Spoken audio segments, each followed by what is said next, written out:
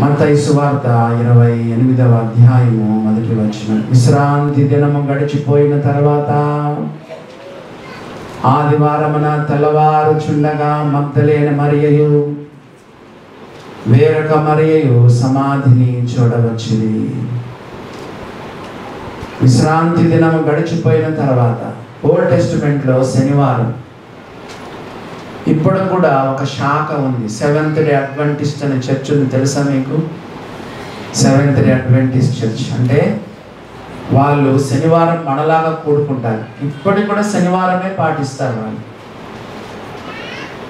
Old టెస్టిమెంట్లో శనివారం, కానీ ఆదివారం బైబిల్లో ఆదివారమున రొట్ట విరుచుటకు కూడినాము అని అపోస్తల కార్యాల గ్రంథంలో ఉంది. ఆదివారమున రొట్ట విరుచుటకు మేము కూడినప్పుడు, ఇందాక మనం రొట్ట విరిచినాం. ప్రతి ఆదివారం రొట్ట విరకపోయినా తప్పే, ఎప్పుడు పడితే అప్పుడు రొట్ట విరిచినా తప్పే. ఒకసారి నన్ను పెళ్లికి పిలిచారు, స్టేజ్ మీద కూర్చోబెట్టారు. అక్కడ పెళ్లి రోజు పెళ్లి కొడుకు రొట్టె ఇస్తున్నారు, పెళ్లి రోజున పెళ్లి కూతురుకు రొట్టె ఇస్తున్నారు. అర్థం లేని రీతిగా చేయకూడదు. రొట్టె రసం మన దగ్గర పెట్టుకొని ఏం చేశాం? పాటలు పాడాము. ఇద్దరు సహోదరులు ప్రభుని గురించి కొన్ని మాటలు చెప్పారు, స్తుతులు చెల్లించాము. ఆ తర్వాత రొట్టె కొరకు స్తుతులు చెల్లించాం, పాత్ర కొరకు స్తుతులు చెల్లించాము. ఆ తర్వాత రొట్టె తీసుకున్నాము, ఆ తర్వాత పాత్ర తీసుకున్నాము, ఆ తర్వాత కానుకలేసి ప్రార్థన చేసి ముగించినాం. ఏ టైంలో ఆ టైంలో రొట్టె తీసుకోవచ్చా, ఏ టైంలో ఆ టైంలో పాత్ర తీసుకోవచ్చా, రసం తీసుకోవచ్చా, ఒక క్రమము దేవుడు పెట్టాడు కదా. కొంతమంది జనవరి 1 నా రొట్టె రసం తీసుకుంటారు కదా, కొంతమంది పెళ్లి రోజున రొట్టె రసం తీసుకుంటారు. ఆదివారమున మన రొట్టె విరుచుటకు మేము కూడినప్పుడు దైవ గ్రంథమైన బైబిల్ చదవండి. కాబట్టి కొంతమంది ఇంకా ఉంటారు, ఇది ఎక్స్ట్రీమే అది ఎక్స్ట్రీమే. ఏది ఎక్స్ట్రీమ్ చెప్పండి? కొంతమంది ఆదివారం రొట్టెనే విరవరు.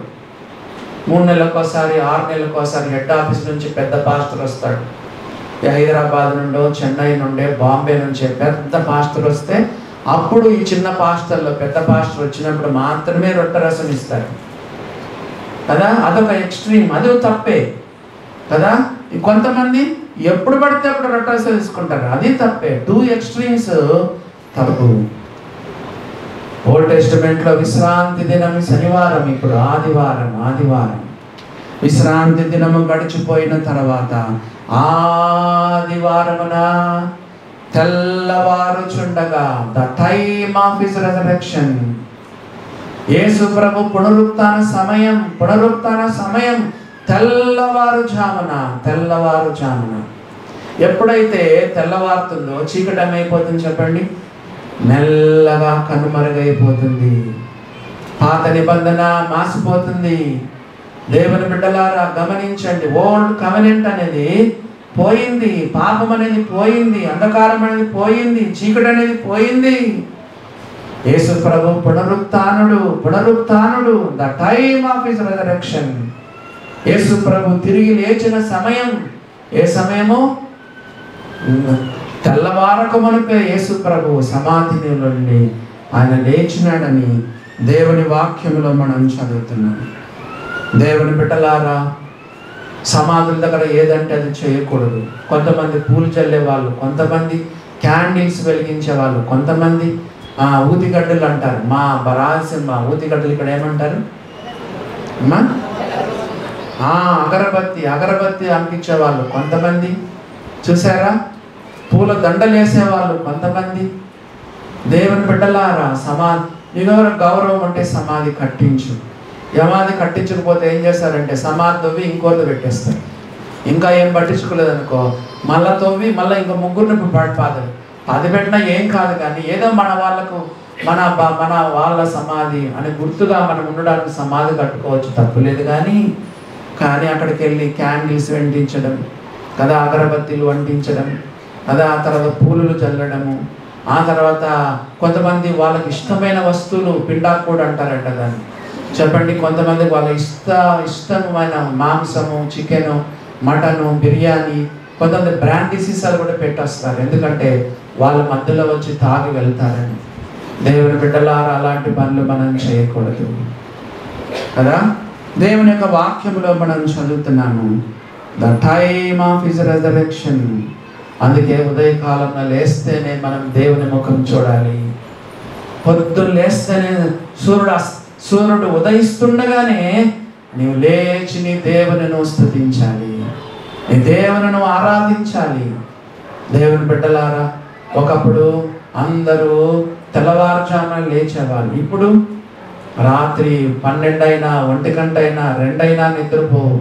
ఎందుకంటే ల్యాప్టాప్ పెట్టుకునే వాళ్ళు కొంతమంది, సెల్ ఫోన్లు పెట్టుకునే వాళ్ళు కొంతమంది, చెడ్డవి చూసేవాళ్ళు కొంతమంది, టీవీల దగ్గర సినిమాలు చూసింది, ఆ పాటలు వినుకుంటా, ఆ యొక్క బ్లూ ఫిల్మ్స్ చూసుకుంటా, ఆ పోర్నోగ్రఫీలు చూసుకుంటా, బట్టలు లేని బొమ్మలు, బూతు బొమ్మలు చూసుకుంటా, వాట్సాప్లో ఉంటా, ఎంతోసేపు కొంతమంది ఉంటానే ఉంటారు. పొద్దున 10కి లేస్తావు, 11కి లేస్తావు, ఎప్పుడు బైబిల్ చదువుకుంటావు, ఎప్పుడు ప్రార్థన చేసుకుంటావు.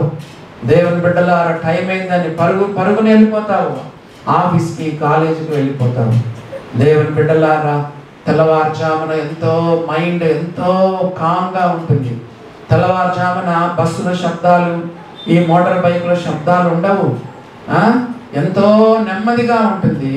ఆ టైంలో ప్రభు యొక్క ఆయన సజీవుడై ఉన్నాడని తెలియదు, ఆయన ఇంకా శవంగానే ఉన్నాడు అనుకొని స్త్రీలు కొంతమంది బయలుదేరినారు. చూడండి కదా, మగ్దలేనే మరియా, తెల్లవారుచుండగా మగ్దలేనే మరియా వేరొక మరియా సమాధిని చూడవచ్చును.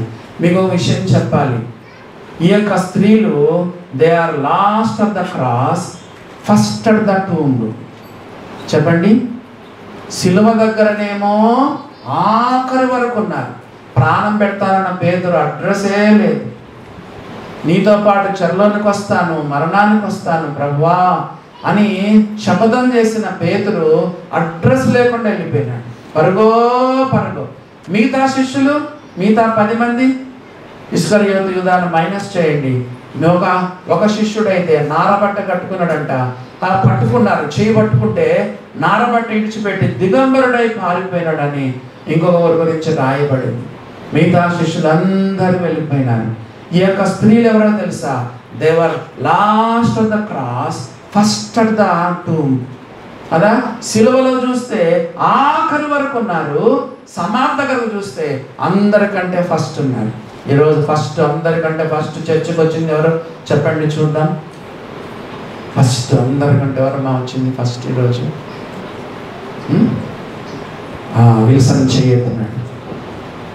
ఈరోజు అందరికంటే ఫస్ట్ వచ్చింది ఎవరు? పైన 10 మంది పిల్లలు ఉంటారు కదా, 9:25 అంతా రావాలి.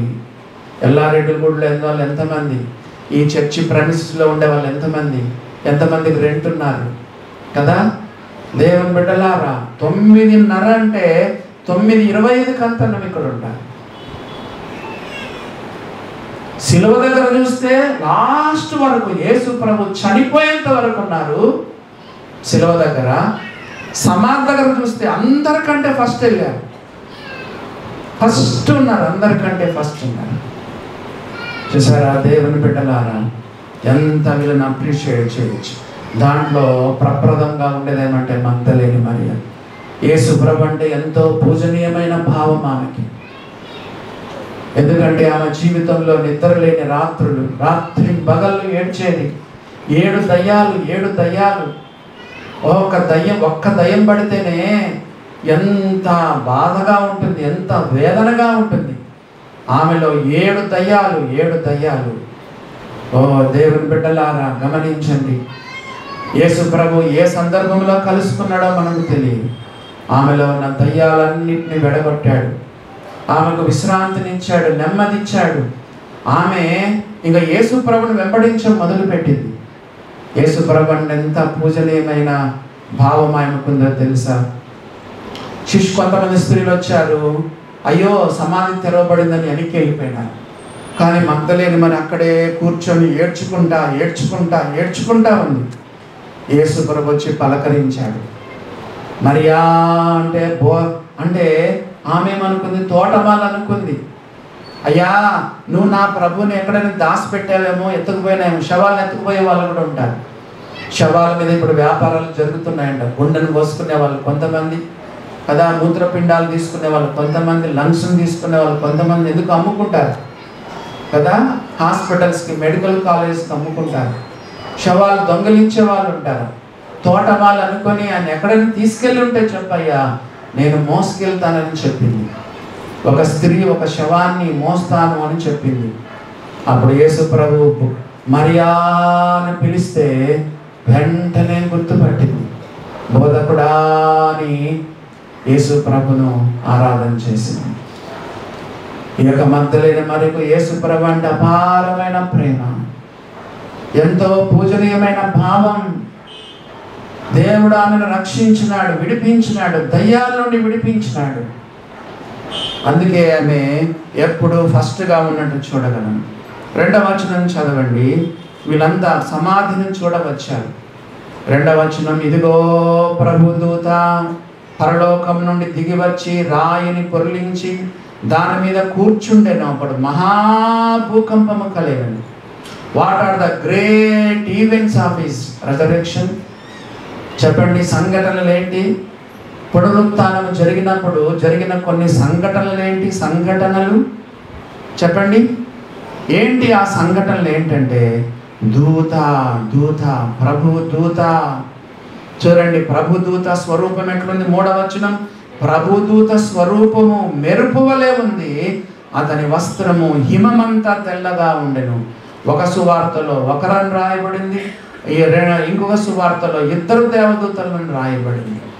దేవుని బిడ్డలాగా మనకు కనపడింది ఒకరో ఇద్దరో, కానీ మనం ఏమని ఊహించవచ్చు అంటే కనపడకుండా ఎంతమంది దేవదూతలు ఉంటారు.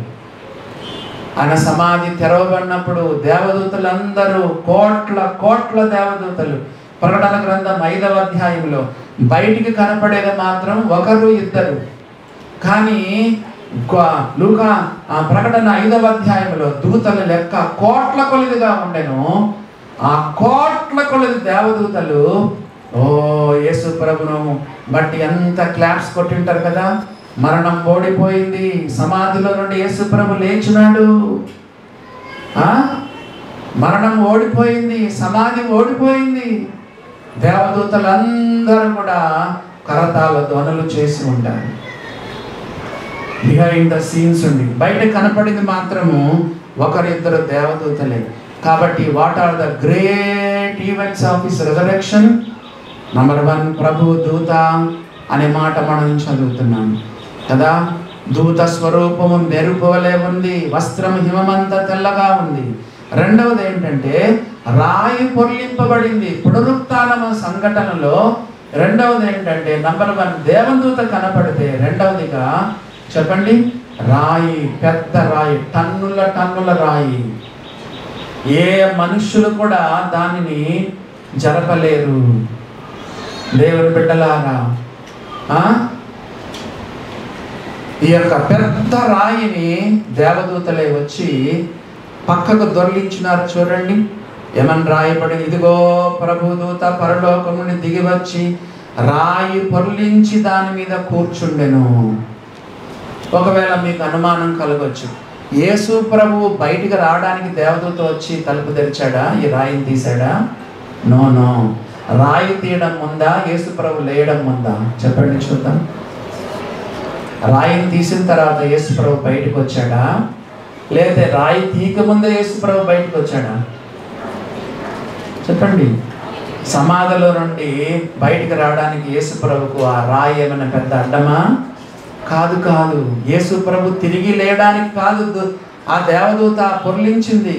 యేసు ప్రభు లేచినాడు, చూడండి చూడండి అని చూపించడానికి ఆ రాయి దొర్లించక ముందే యేసు ప్రభు లేచినాడు.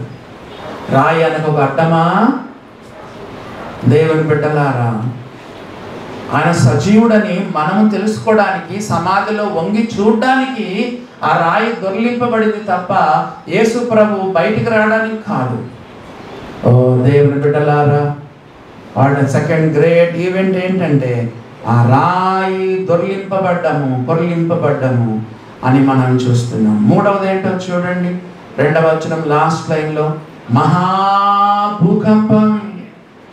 యేసు ప్రభు తిరిగి లేచినప్పుడు, సమాధిలో నుండి లేచినప్పుడు పెద్ద భూకంపం, మహాభూకంపం అనే మాట దేవుని వాక్యంలో చూస్తున్నాం. దేవుని బిడ్డలారా, కాబట్టి ఈ యొక్క మరి భూకంపం ఎందుకు చెప్పండి? To draw the attention. చూడండి, చూడండి, సమాధిని చూడండి, తెరవబడిన సమాధిని చూడండి. మీకు చర్చిలో ఆల్రెడీ చెప్పాను, కొంతమంది యేసు ప్రభువును ఎప్పుడు శిలువ మీద చూపిస్తారు కదా. శిలువ అంటే ఏంటి? ఒక నిలువు కొయ్య, ఒక అడ్డు కొయ్య. చాలా మందిని యేసు ప్రభుని ఇలా చూపిస్తారు, చాలా మంది యేసు ప్రభుని ఇలా చూపిస్తారు. అందుకే ఈ మధ్య ఈ యొక్క యూట్యూబుల్లో 3 మేకులను పెరుక్కోలేని వాడని యేసు ప్రభు పేరు పెడుతున్నారు. 3 మేకులను తీసుకోలేని వాడు, పెరుక్కోలేని వాడు, తీసుకోలేని వాడని యేసు ప్రభుని నిందిస్తా ఉన్నాడు. నువ్వు యేసు ప్రభుని ఇట్లా చూపిస్తే పక్కన ఖాళీ సమాధిని కూడా చూపించాలి కదా. సిలువను చూపిస్తే ఖాళీ సమాధిని కూడా చూపించాలి. సిలువతో యేసు ప్రభును సమాప్తం చేయొద్దు.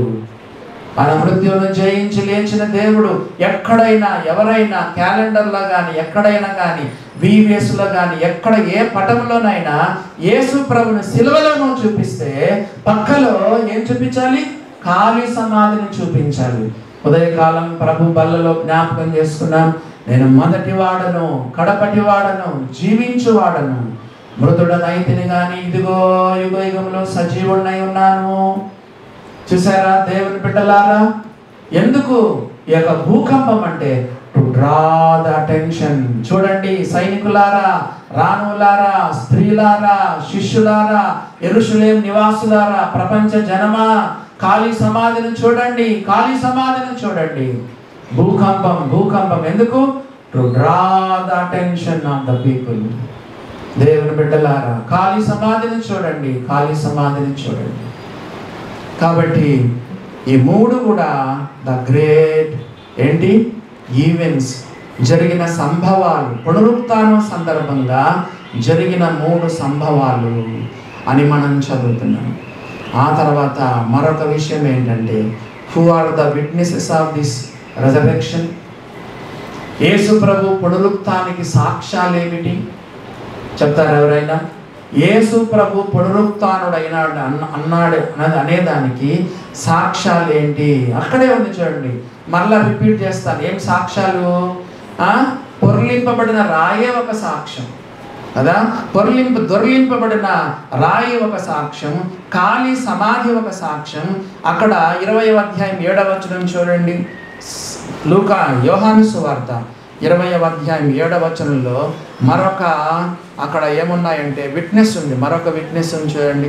యోహాను సువార్త 20వ అధ్యాయం 7వ వచనం, నారబట్టలు పడి ఉన్నాయి, తల రుమాలు వేరొక చోట చుట్టబడింది. మీకు విషయం చెప్పమంటారా?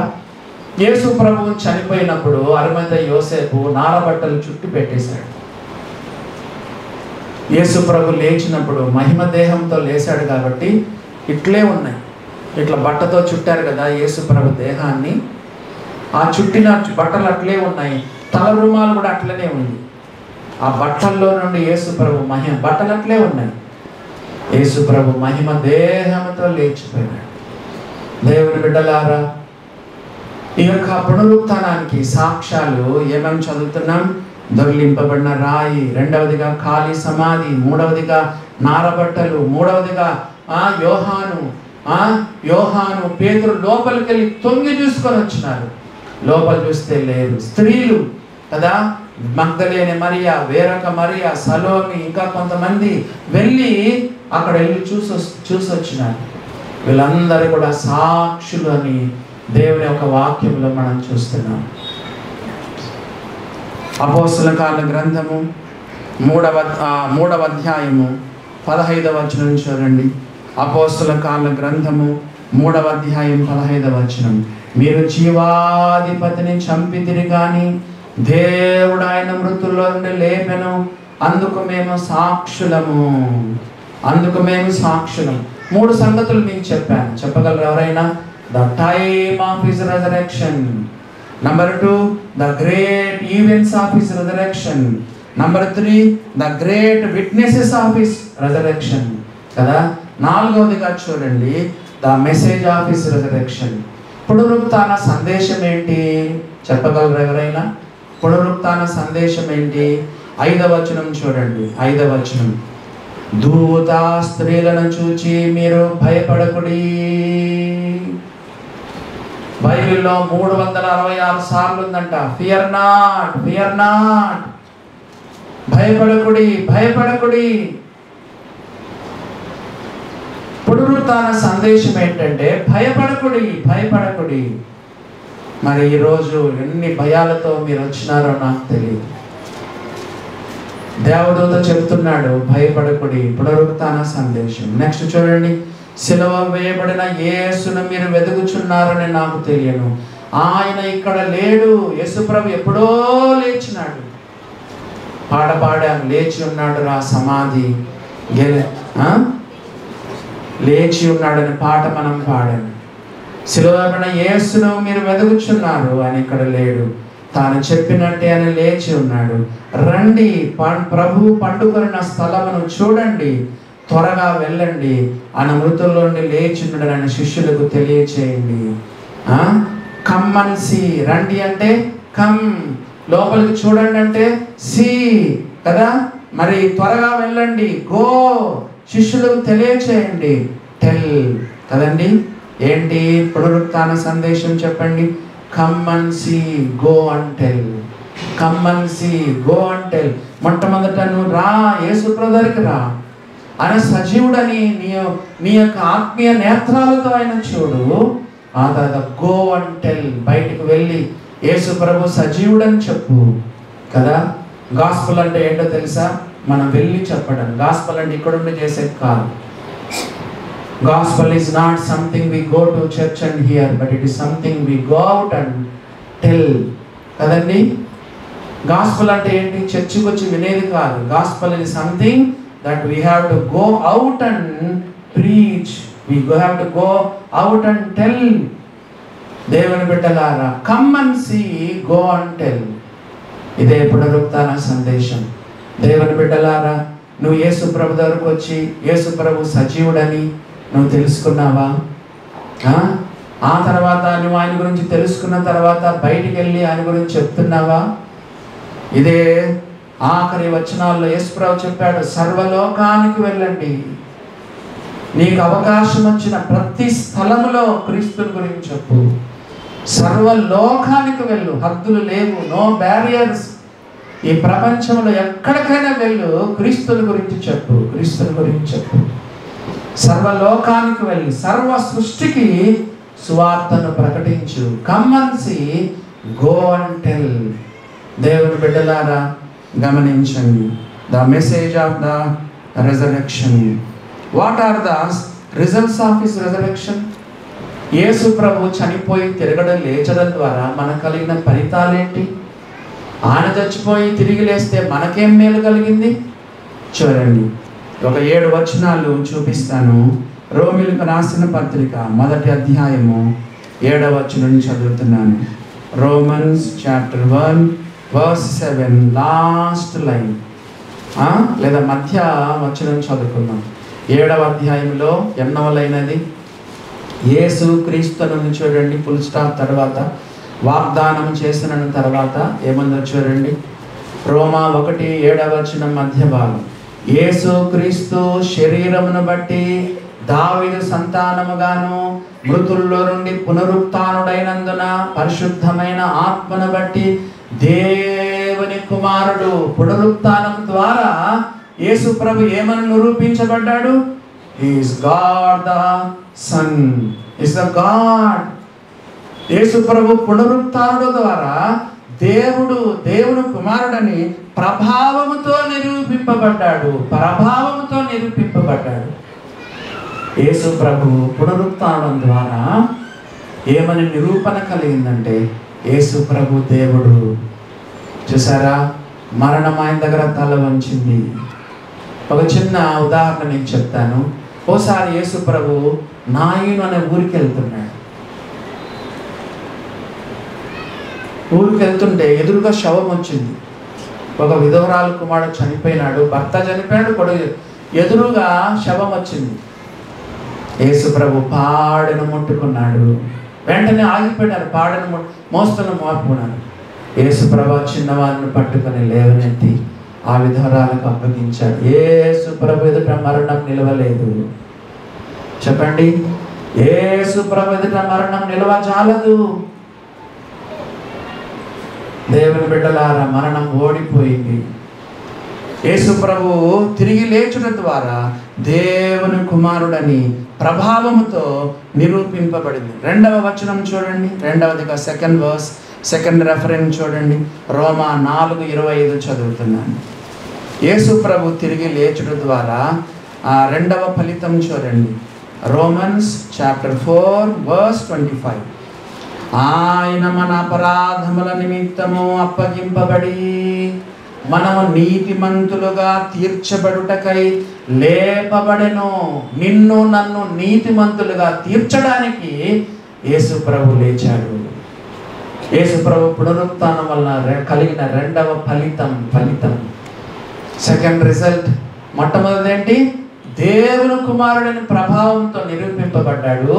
2వదిగా ఆయన చనిపోయి తిరిగి లేచడం ద్వారా నిన్ను నన్ను నీతిమంతులుగా తీర్చడానికి లేపబడ్డాడు. 3వదిగా చూడండి, 3వ రిజల్ట్ ఏంటో మనం చూద్దాం. ఎఫెసీ 2వ అధ్యాయము 1వ వచనం 7వ వచనం. Ephesians chapter 2 1st verse and 7th verse.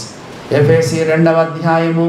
మీ అపరాధముల చేతను పాపముల చేతను మీరు చచ్చిన వారై ఉండగా ఆయన మిమ్మల్ని క్రీస్తుతో కూడా బ్రతికించెను. ఏమైందో తెలుసా? యేసు ప్రభు లేచేటప్పుడు మనల్ని కూడా లేపేసినాడు. ఇదంతా ఎంత బైబిల్ ఎంత పెద్ద సిద్ధాంతం ఉందో చూడండి. డాక్ట్రిన్ అంటారు.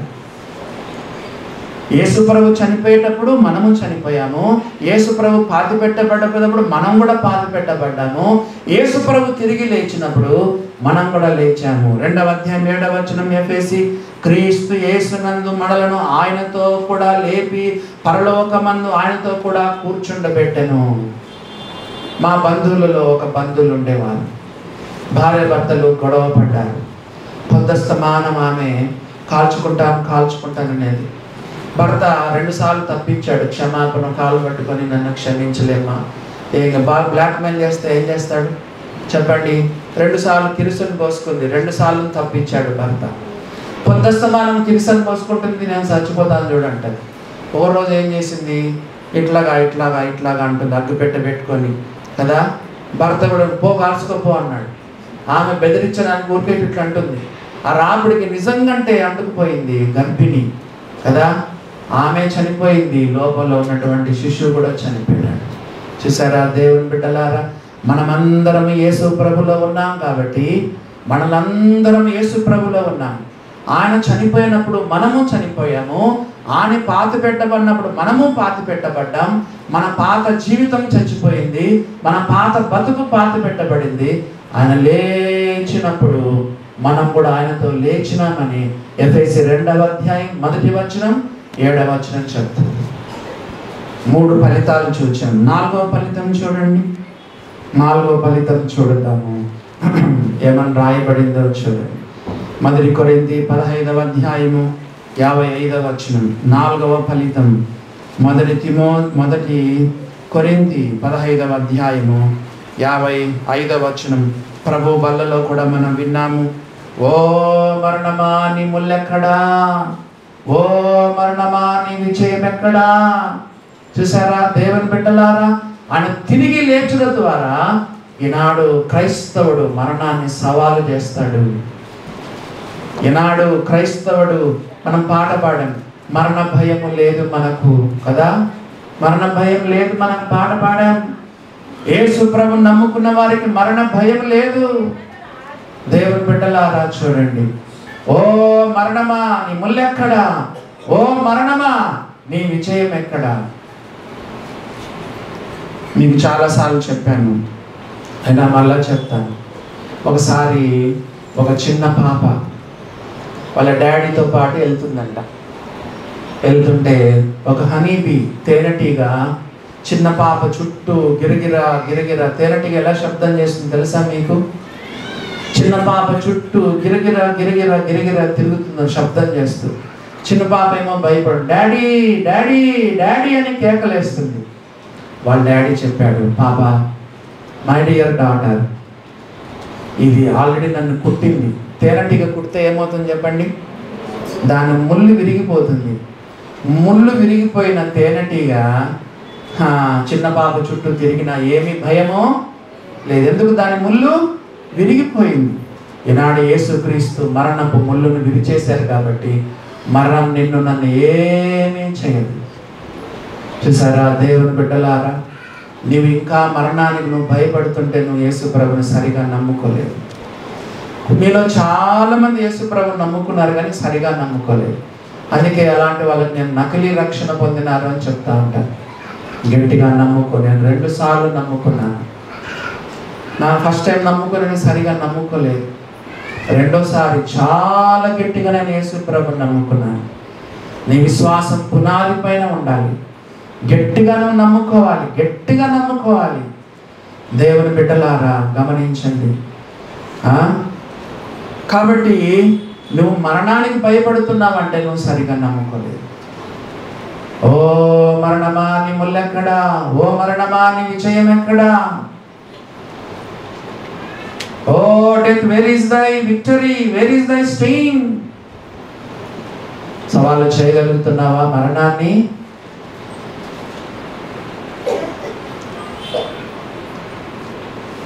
యేసు ప్రభు మరణాన్ని ఆయన నిరర్ధకం చేసినట్టుగా మనం చూస్తున్నాం.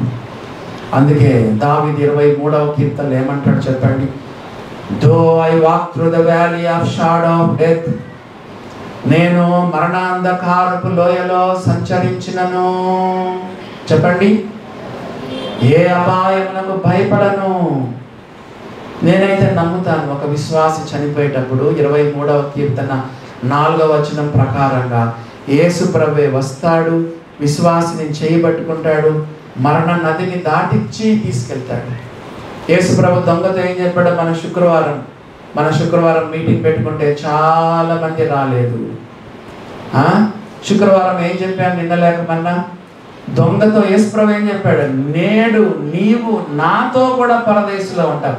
చేయబట్టుకుని తీసుకెళ్ళాడు యేసు ప్రభు దొంగను నమ్ముకున్నాడు కాబట్టి తీసుకెళ్ళిపోయినాడు. దేవుని బిడ్డలారా, మా గాఢాంధకారపు లోయలో సంచరించినను ఏ అపాయమునకు భయపడను, నీవు నాకు తోడై ఉంటావు, నీవు నాకు తోడు. మరణపు ముళ్ళును యేసు ప్రభు ఆయన మరి విరిచి వేసినట్టుగా మనం చూడగలం. ఎన్నైనా చెప్పండి? 4. 5వ చూడండి. పునరుత్థానం ద్వారా కలిగిన 5వ ఫలితం.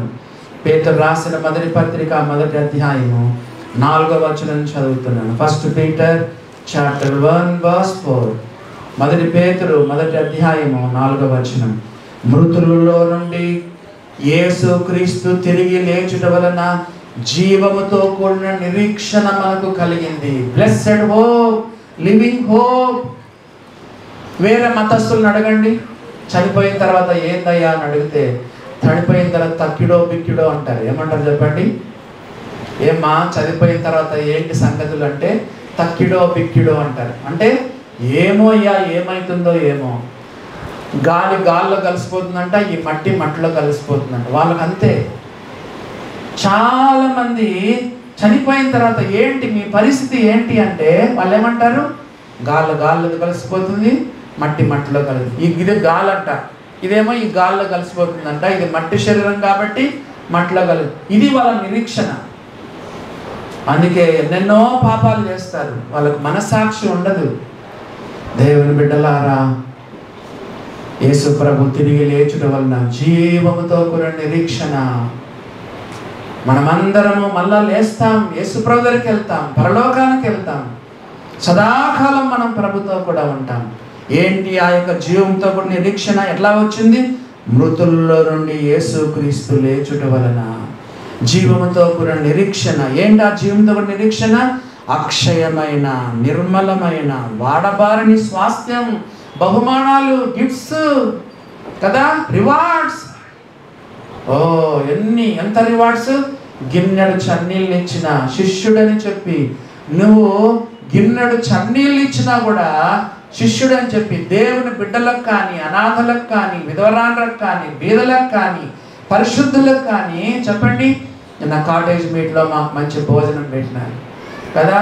నువ్వు పరిశుద్ధులకు కానీ ఎవరికైనా కానీ గిన్నెడు చన్నీళ్ళు ఇస్తే ప్రతిఫలం పోదు. దేవుని బిడ్డల అక్షయమైన, నిర్మలమైన, వాడబారిని స్వాస్థ్యం, అదే మనకు జీవంతో కదా. మనం చనిపోతే తక్కిడో బిక్కిడో కాదు, గాల్లో కలిసిపోయేది కాదు, మట్టిలో కలిసిపోయేది కాదు. మనకున్న జీవంతో కూడా నిరీక్షణ, లివింగ్ హోప్. కడపూరం రోగంగానే ఒకవేళ చనిపోయి ఉంటే లేస్తాము, లేదా సజీవులుగా ఉంటే మనము మార్పు చెంది మహిమ దేహాలతో ఆకాశ మండలానికి, మేఘాల పైన మనం వెళ్ళిపోతాం. ఎంత నిరీక్షణ ఉందానికి నిరీక్షణ. యేసు ప్రభు మృతుల నుండి లేచుట ద్వారా ఈ నిరీక్షణ కలిగింది. ఎన్నైనా చెప్పండి? 5 కదా. 6ది చూడండి. యేసు ప్రభు తిరిగి లేచుట ద్వారా కలిగినటువంటి 6వ ఫలితాన్ని చూడండి. యోహాను సువార్త 11వ అధ్యాయము 25వ వచనం. యోహాను సువార్త 11వ అధ్యాయము 25వ వచనం చదువుతున్నాను. పునరుత్థానమును జీవమును నేనే, నా యందు విశ్వాసముంచువాడు చనిపోయినను బ్రతుకును. చూసారా? పునరుత్థానము, జీవము నేనే. యేసు ప్రభువే కాబట్టి చనిపోయినా మనం లేస్తాము. కొంతమంది ఎక్కడ చనిపోయినారు తెలుసా? మిషనరీలు బయలుదేరేటప్పుడు, ఇంగ్లాండ్, అమెరికా దేశం బయలుదేరేటప్పుడు వాళ్ళ భార్య చచ్చిపోతే ఓడలోని, ఆ రోజుల్లో ఇప్పుడు ఇట్లా కాదు, నెలలు సంవత్సరాలు పట్టేది. చిన్న ఓడలు, చిన్న స్టీమర్లు, చిన్న షిప్స్, సంవత్సరాలు పడేది. ఆ దేశం నుండి ఇతర దేశాలు నెలలు సంవత్సరాలు పట్టేది. ఈలోగా సీ సిక్నెస్కి లోనై భార్య చచ్చిపోతే జల సమాధి చేసేవాళ్ళు, పిల్లలు చచ్చిపోతే జల సమాధి చేసేవాళ్ళు. చేపలు కదా, మరి ఆ యొక్క జలచరాలు తినేసేది, శవాలను తినేసేది. శవం తిన్నా, కాల్ చేసినా చెప్పండి. మన సహోదరి ఎవరు, సుశీల, ఇప్పటికి కూడా ఆమె జూమ్లో జాయిన్ అవుతూ ఉంటారు. ఫస్ట్ టైం కోవిడ్లో భర్త చనిపోయాడు. క్రైస్తవులో మనం కాల్చం, శరీరాన్ని కాల్చం, దేహాన్ని మనం పాతి పెట్టాలి. కానీ గవర్నమెంట్ వాళ్ళు ఏం చేశారు? ఆ రోజుల్లో సుబ్రహ్మణ్యం మంచి సేవ చేసేవాడు. అంటే కాటేజ్ మీద పెట్టి అందరిని పిలిపించి చుట్టుపక్కలకు వాక్యం వినిపించేవాడు. సేవా భారం కలిగిన వాడు. దేవుని బిడ్డలారా, ఫస్ట్ టైం కోవిడ్లో మరి ఏం చేయాలి? గవర్నమెంట్ ప్రకారంగా తీసేసుకున్నారు డెడ్ బాడీ ఇచ్చేవాళ్ళు కాదు. First time Covid dead body గవర్నమెంటే తీసేసుకుంది. డెడ్ బాడీని కాల్ చేసి సముద్రంలోనూ పడిపోయిన, కాల్ చేసిన, బుగ్గైన, బూడిదైన, బొగ్గైన, భస్మమైన లేయాల్సిందే యేసుప్రభు రెండవ రాకడలో. ఎవరైనా సరే ఫస్ట్ సెంచరీలో ఏం చేసేవాళ్ళు? విశ్వాసులను సినిమాలకు ఎరలుగా వేసేవాళ్ళు. పెద్ద ఆట స్థలం, స్టేడియంలో విశ్వాసులను ఏం చేసేవాళ్ళంటే రాజులు, చక్రవర్తులు స్టేడియంలో కూర్చొని అట్టహాసంగా, వేడుకగా, వినోదంగా ప్రజలందరూ వచ్చేవాళ్ళు స్టేడియంలో. వాళ్ళకి ఆటలు ఏంటో తెలుసా? వినోదం ఏంటో తెలుసా? విశ్వాసులను తీసుకొని వచ్చి స్టేడియంలో పెడతారు. ఆకలితో ఉన్నటువంటి సింహాలను, పుల్లను వాళ్ళ మీదకి వదిలేవాళ్ళు. ఆ సింహాలు వీళ్ళను ఈ యొక్క విశ్వాసులను వేటాడి చీల్చి రక్తం పీలుస్తూ ఉంటే వీళ్ళు వినోదంగా చూసేవాళ్ళు. ఇదే వాళ్ళకు ఆ రోజుల్లో వినోదము కదా, విలాసము. దేవుని బిడ్డలారా, సింహాలు తినేసిన నువ్వు ఎక్కడున్నా సరే లేయాల్సిందే. ఎంత మనకు గొప్ప ఆదరణకరమైన మాట.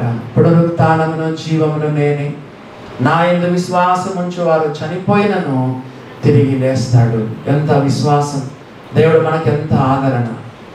ఆయనక ప్రభు సన్నిధికి వెళ్ళినప్పుడు సువర్ణమ్మ ఆంటీకి మేము 2 వారాలు చెప్పలేదు. ఆమె కూడా వృద్ధాప్యంలో ఉంది కాబట్టి మరి నేను కూడా క్వారంటైన్లో ఉన్నాను కాబట్టి 15 రోజుల తర్వాత చెప్పాను. చెప్పితే దాదాపు అరగంట సేపు మౌనంగా తల ఉంచుకొని ఉన్నాను. అసలు ఏం మాట్లాడలేదా అంటే హాఫ్ అన్ అవర్ తర్వాత గోడ మీద వాక్యం చూపించింది క్యాలెండర్లో. ఆమె ఏమనుందంటే పునరుత్థానమును జీవమును నేను, ఒక కన్నీటి బొట్టు కార్చలేదు. మరి పునరుత్థానమును జీవమును నేను, నా యందు విశ్వాసం ఉంచువాడు చనిపోయిన బ్రతుకును, బ్రతికి నా యందు విశ్వాసం ఉంచువాడు ఎన్నటికీ చనిపోడు. యేసుప్రభు రెండవ రాకడ కంటే ముందే చనిపోయినా లేస్తాము, రెండవ రాకడ వరకు సజీవంగా ఉంటే మాత్రం చనిపోము, రాకడలో సజీవంగానే వెళ్ళిపోతాం. దేవుని బిడ్డలారా గమనించినారా? యేసుప్రభు పునరుత్థానమైన ద్వారా మనకు కలిగిన 6వ ఫలితం ఏంటంటే చనిపోయినా మనం లేస్తాము. ప్రకృతి సంబంధమైన శరీరంగా విత్తబడుతుంది, ఆత్మ సంబంధమైన శరీరంగా లేస్తాము. క్షయమైన శరీరంగా విత్తబడతాం, అక్షయమైన శరీరంగా లేపబడతాం. ఘనహీనమైన శరీరంగా విత్తబడతాం, ఘనమైన శరీరంగా లేస్తాము. దేవుని బిడ్డలారా ఈ యొక్క అక్షయతను ధరించుకుంటుంది కదా. సమస్తమును తనకు లోపరుచుకున్న చాలిన తన శక్తిని బట్టి ఆయన మన దీన శరీరం తన మహిమ గల శరీరమునకు సమరూపము గలదానిగా మార్చబడుతుంది. ఆయన పోలి ఉంటామని రాయబడి. కొంతమంది భక్తులు ఒక రకంగా వ్యాఖ్యానం చేస్తారు కదా. కొంతమంది భక్తులు అంటారు పరలోకంలో యేసు ప్రభువుని కనుక్కోవడం కొంచెం కష్టం అంటారు. ఏమో ఒక్కొక్కరు ఒక రకంగా చెప్తారు కదండి. ఎందుకు? మనం ఆయన పోలి ఉంటాం, కానీ ఒక్కటే మనకు ఆయన గుర్తు. ఆయన చేతుల్లో గాయాలు ఉంటాయి, ఆయన కాళ్ళలో గాయాలు ఉంటాయి. పరలోకంలో మనం ఆయన పోలి ఉంటాం. ఆయన దేహం ఎట్లుందో మన దేహం అట్లా ఉంటుంది. కాబట్టి దేవుడు మనకిచ్చిన నిరీక్షణ పునరుత్థానము జీవమును నేనే, నా యందు విశ్వాసం ఉంచువాడు చనిపోయిన బ్రతుకును. ఆఖరిగా చూడండి, ఆఖరి ఫలితం ఏంటో మనం చూద్దాము. ఆఖరి ఫలితం ఏంటో మనం చూద్దాం. 2వ తిమోతికి రాసిన 2వ పత్రిక 1వ అధ్యాయము 10వ వచనం. 2 తిమోతి చాప్టర్ 1 verse 10. చూడండి, మధ్య భాగం చదవండి. ఆ క్రీస్తు లాస్ట్ 2 లైన్స్ చదవండి. 10వ వచనం 2 Timothy 1st chapter 10th verse last 2 lines. ఆ క్రీస్తు యేసు మరణమును నిరర్ధకము చేసి జీవమును అక్షయతను సువార్త వలన వెలుగులోనికి తెచ్చెను. యేసు ప్రభు తిరిగి లేచడం ద్వారా మనకు జీవం పునరుత్థాన జీవం. చూసారా దేవుని బిడ్డలారా? పునరుత్థాన జీవం దేవుడు మనకి ఇచ్చినాడు. విశ్వసించండి. యేసు ప్రభు తిరిగి లేచడం ద్వారా చెప్పండి, జీవమును అక్షయతను వెలుగులోనికి తెచ్చాడు, మరణాన్ని నిరర్ధకం చేశాడు. చెప్పండి, జీవమును అక్షయతను. దేవుడు ప్రతి విశ్వాసిలో పునరుత్థాన జీవం, రెజరెక్షన్ పవర్ కదా. ఏ పవర్ చెప్పండి? Resurrection power. మరి పాపములో పుట్టి, పాపములో పెరిగి, పాపముతో ఆటలాడుకొని, పాపములో జీవిస్తూ, పాపములో మునిగి తేలిన మనము యేసు ప్రభువుని నమ్ముకున్నాక పరిశుద్ధంగా ఎలా జీవించగలుగుతున్నాం? మన పవరా? సినిమాలు మానేసాం, అబద్ధాలు మానేసాం, చెడ్డ చూపులు మానేసాం, వ్యభిచారం మానేసాం, దొంగతనం మానేసాం కదండి, దొంగ లెక్కలు మానేసాం. అయ్యో, మన జీవితంలో దేవుడు ఎంతో మార్పును తీసుకొచ్చాడు. మన శక్తి, మన పవరా? నో. మృతుల్లో నుండి లేచడం ద్వారా జీవమును అక్షయతను వెలుగులోనికి తెచ్చాడు. పునరుత్థాన జీవం కదా. Power of his resurrection. చూసారా? ఉందా మరి నీకు ఈ పవర్ దేవుడు ఇచ్చాడా? రక్షణ పొందుంటే ఈ పవర్ను పొందుండాలి కదా. దేవుని బిడ్డలారా, దేవునికి స్తోత్రం. నేను ముగిస్తాను, ఎక్కువ సమయం తీసుకోవాలని ఆలోచన నాకు లేదు. మరి ఆయన యొక్క పునరుత్థాన ఫలితాలు 7 సంగతులు చూచినారు. ఆఖరిగా ఒక విషయం చెప్పి ముగిస్తాను. అదేంటంటే యేసు ప్రభు చనిపోయి తిరిగి లేచిన తర్వాత 11 సార్లు కనపడ్డాడు. ఆ 11 రెఫరెన్స్ చెప్తే మనకు టైం 11 సార్లు ఈ లోకంలో చనిపోయి తిరిగి లేచిన తర్వాత శిష్యులకు 40 రోజులలో 11 సార్లు ఆయన ప్రత్యక్షమైనాడు. కానీ యేసు ప్రభు చనిపోయి తిరిగి లేచిన రోజునే 5 సార్లు కనపడ్డాడు. First day of his resurrection కదా. ఏ రోజు పునరుత్థానుడై లేచాడో ఆ ఫస్ట్ రోజు 5 సార్లు కనపడ్డాడు. ఊరికే నోట్తో చెప్తాను, మీరేం తెరవద్దు. అది ఎవరెవరికంటే యోహాను సువార్త 20వ అధ్యాయం 11 నుంచి 18 వచనాల్లో మొట్టమొదట మగ్దలేనే మరియ కనపడ్డాడు. నేను తండ్రి ఎదుటకు పోలేదన్నాడు. తండ్రి వద్దకు పోకపోయినా ఫస్ట్ ఎవరు కనపడ్డాడు? ఎందుకో తెలుసా? ఏడుస్తూ ఉంది. పిచ్చి ప్రేమ. దేవుని పట్ల మనకున్న అపారమైన ప్రేమకు నేనేమని పేరు పెట్టానంటే పిచ్చి ప్రేమ కదా. దేవుని పట్ల అంత ప్రేమను పెంచుకో, అమోఘమైన కదా అమితమైన ప్రేమను దేవుని పట్ల, యేసు ప్రభు పట్ల డెవలప్ చేసుకో. మరి అది ఏ ప్రేమనో నాకు అర్థం కాక పిచ్చి ప్రేమను పెట్టుకున్నాను. యేసు ప్రభు అంటే నీకు పిచ్చి ప్రేమ ఉండాలి. ఆమెకు యేసు ప్రభుకున్న ప్రేమ అంటే పిచ్చి ప్రేమ. ఏడుస్తుంది సమాధి దగ్గర. ఫస్ట్ టైం ఆమె కనపడ్డాడు. రెండవదిగా మత్తయి సువార్త 28:9-10 వచనాల్లో స్త్రీలకు కనపడ్డాడు. ఇందాక మనం చదివాం కదా, స్త్రీలకు కనపడ్డాడు.